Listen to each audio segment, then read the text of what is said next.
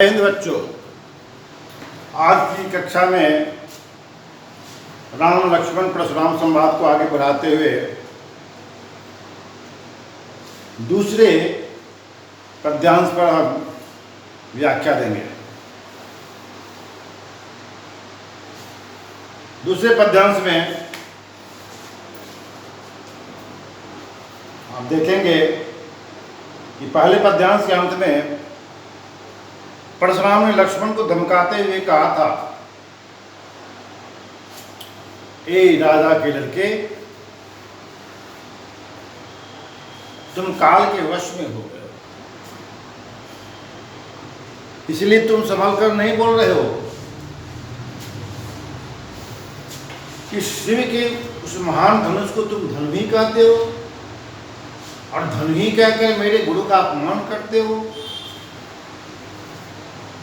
इसलिए तुम्हें अब प्राण का मोह नहीं रह गया है। जिस धनुष के बारे में सारा संसार जानता है, उस धनुष का सरासर अपमान करते हो, इसे हम सहन नहीं कर सकते। इस पर लक्ष्मण ने क्या कहा, आगे देखिए। लखन कहा हंस हमरे जाना, लक्ष्मण ने हंस कर कहा। यह मनोविज्ञान है, कोई आदमी क्रोधित होता है और उसके सामने जरा हंस दीजिए तो उसका गुस्सा और बढ़ जाता है। परशुराम अभी अभी क्रोध से उबर भी नहीं पाए थे, लक्ष्मण ने अपनी टिप्पणी कर दी। क्या कहा, हंसकर कहा, हे मुनि, सुनहु देव सब धनुष समाना। ये सभी धनुष एक समान होते हैं। धनुष में भेद होता है क्या? कभी नहीं। सभी धनुष एक ही समान होते हैं। इसलिए धनुष में कोई भेद नहीं है, जैसा कि हम मानते हैं। लक्ष्मण जी ने ऐसा कहा। काछति लाभ जून धन तोड़े, देखा राम नयन के भूरे। अरे कौन सी हानि हो गई? धनुष नहीं टूटता, कौन सा लाभ हो जाता? हमारी समझ से धनुष के टूटने में न कोई लाभ की बात है और न हानि की बात है। अरे राम ने तो केवल देखा था कि धनुष कैसा है, नया है या पुराना है, निरीक्षण किया था, अवलोका था, पढ़ा था, लेकिन वह धनुष देखते ही टूट गया। इसमें राम का क्या दोष? इसे एक प्रश्न बनता है कि धनुष टूटने पर लक्ष्मण ने परशुराम से क्या कहा था? जब राम ने धनुष तोड़ दिया, तोड़ा क्या, धनुष की प्रत्यंचा चढ़ा रहे थे, टूट गया। तो लक्ष्मण ने क्या कहा था? धनुष टूटने का कारण क्या बताया था? लक्ष्मण ने परशुराम से कहा था कि तो राम ने देखा और टूट गया। राम ने तो इस भ्रम में देखा कि नया है या पुराना है, इसको देखा और फिर टूट गया। इसमें राम का क्या दोष है? फिर आगे, छुअत टूट रघुपति न दोषु। इस दो पंक्ति का अनुवाद कर देंगे, उसका उत्तर पूरा हो जाएगा। छुअत टूट रघुपति न दोषु, छूते ही टूट गया। किसके छूते? राम के छूते ही यह धनुष टूट गया। मुनि बिनु काज करिए कत रोषु। हे मुनि, आप बिना काम का क्रोध कर रहे हैं। क्रोध करने का कोई औचित्य नहीं है, कोई कारण नहीं है। ये तो जर्जर धनुष था, पहले से जंग लगी हुई थी, रखा और भी जंग के जड़ित हो गया था। फिर इसमें राम का क्या दोष है?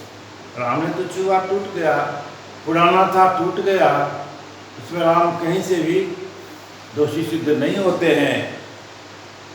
आप तो बिना मतलब का क्रोध कर रहे हैं, आपके क्रोध करने का कोई कारण नहीं है।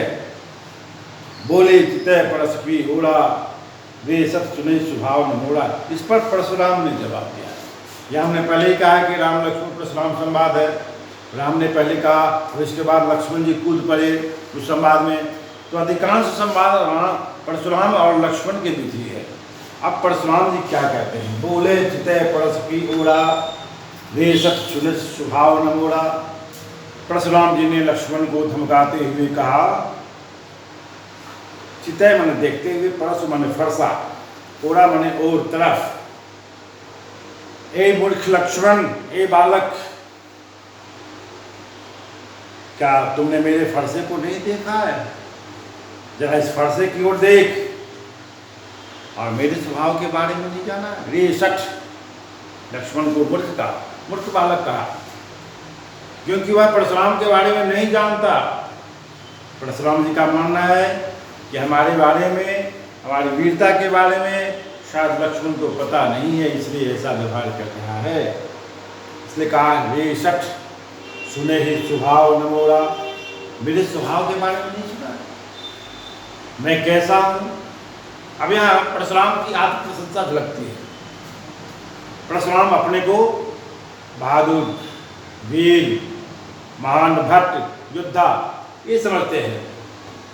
रे सब सुने स्वभाव न मोरा, ए मूर्ख बालक, मेरे स्वभाव के बारे में नहीं जानते हो कि मैं कैसा क्रोधी हूँ, मैं कैसा जिद्दी हूँ, मैं कैसा वीर बहादुर हूँ।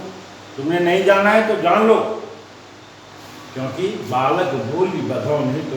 हमने अनुप्रास के बारे में बताया था, जहाँ देखिए अनुप्रास का, ऐसे तुलसीदास की रचनाओं में हर पंक्ति में ही अनुप्रास की छटा आपको मिलेगी। यहाँ भी देखिए, बालक बोली बधाओ नहीं कोई, बालक में ब, बोली में ब, बधाओ में ब। 3 बार ब की आवृत्ति के अनुसार इसमें अनुप्रास अलंकार की छटा नीत है। बालक बोली बधाओ नहीं कोई, अरे बच्चा समझकर तुम्हारा वध नहीं कर रहा हूँ, तुम बच्चे हो, वीर बहादुर बच्चों पर शस्त्र नहीं चलाते हैं, उसे मारते नहीं हैं, इसलिए मैं तुझे बच्चा समझकर छोड़ रहा हूँ। केवल मुनि जड़ जाने ही मोही, केवल मुनि जड़ जाने, मुनि आप विश्वामित्र है। अपने गुरु से पूछ कि मैं कौन हूँ, मेरे स्वभाव के बारे में, मेरे पराक्रम के बारे में, मेरी वीरता के बारे में तुम्हारे गुरु अर्थात विश्वामित्र ही जानते हैं, इसलिए उनसे पूछ ले, उनसे जानकारी ले ले कि मैं कौन हूँ। बाल ब्रह्मचारी यदि को, इसे एक संबंधित प्रश्न आता है, पठित पद्यांश से ये आता है प्राय। बाल ब्रह्मचारी यदि को ही विश्व विदित क्षत्रिय कुलद्रोही। परशुराम अपने बारे में बताते हैं। प्रश्न आ गया कि परशुराम ने अपनी प्रशंसा करते हुए अपने बारे में क्या क्या कहा, उसका उत्तर यही है, बाल ब्रह्मचारी हूँ। ब्रह्मचारी मतलब शादी विवाह मैंने नहीं किया है। बाल ब्रह्मचारी हूँ, अति क्रोही, कोही मत क्रोधी, बहुत क्रोधी स्वभाव का हूँ, अपने बारे में बताते, आज प्रशंसा है। विश्व विदित क्षत्रिय कुलद्रोही, सारा संसार जानते, विश्व विदित मतलब सारा संसार जानता है कि मैं क्षत्रिय कुल का विनाशक हूँ, द्रोही हूँ, दुश्मन हूँ, क्षत्रिय कुल का संहारक हूँ। क्योंकि परशुराम ने ऐसी कथा है कि 21 बार आतताई क्षत्रियों का विनाश किया था, जिसमें सहस्त्रबाहों की भी कथा है। भुजबल भूमि भूप बिन किन्नी। अब यहाँ देखिए अनुप्रास, भुजबल भूमि भूप में अनुप्रास की छटा है। कहते हैं कि भुजबल अपनी भुजाओं के बल से, भूमि भूप बिन अर्थात पृथ्वी को राजा विहीन कर दिया था। कैसे राजा? क्षत्रिय राजा, प्राय पहले क्षत्रिय राजा ही होते थे। विपुल बार अनुप्रास महिदेवन दिन्ही, और अनेक बार मैंने उन आतताई राजाओं से धरती छीनकर, पृथ्वी छीनकर मैंने ब्राह्मणों को दान दिया। महिदेवन, महि बने पृथ्वी, देवन मन देवता, पृथ्वी के देवता अर्थात ब्राह्मण, मैंने ब्राह्मणों को दान में दे दी थी। सहस बाहु भुज छेदन हारा, परस विलोक बहे कुमारा। सहस बाहु एक कथा है, इसमें लंबी कथा है, फिर जब मौका मिलेगा तो हम उस समय सहस बाहु की कथा बताएंगे। यहाँ संक्षिप्त में जान लें कि सहस्त्रबाहुओं की भुजाओं को काटने वाला यह फरसा इसे देख ले। परसु बिलोक महीप कुमारा। महीप शब्द कैसे बना? मही जोर प, पृथ्वी को पालन करने वाला, पृथ्वी का पालन करने वाला कौन हुआ? राजा। और कुमारा, कुमार, राजा का कुमार अर्थात दशरथ के बेटे, यहाँ लक्ष्मण से संबंधित है। परसु बिलोक महीप कुमारा। ए मूर्ख बालक, मेरे फरसी की ओर देख, और इसे देखकर अगर डर नहीं आता है तो तू समझ ले परिणाम क्या होगा। मातु पिता ही जनि सोच बस करस महिष किशोर। मातु पिता ही जनि सोच बस करस, तुम्हें मारने के बाद तुम्हारे माता पिता चिंतित हो जाएंगे, तुम्हारे माता पिता को चिंता हो जाएगी।